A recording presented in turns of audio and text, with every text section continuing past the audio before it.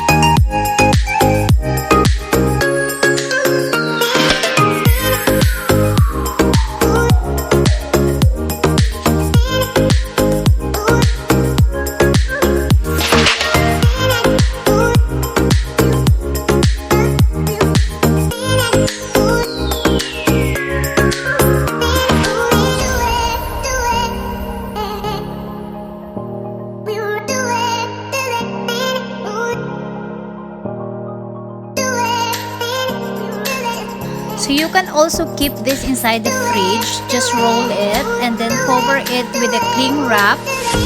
And then, pwede nyo siyang ilagay sa ref for how many days. And then, pagkatapos, ilabas nyo lang at ito.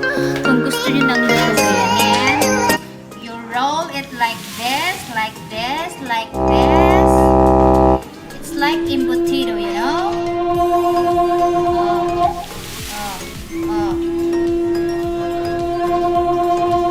Like this. Then you can put this one in the freezer. When you are ready to cook, that's the time you need to soak in the egg, flour, and breadcrumbs.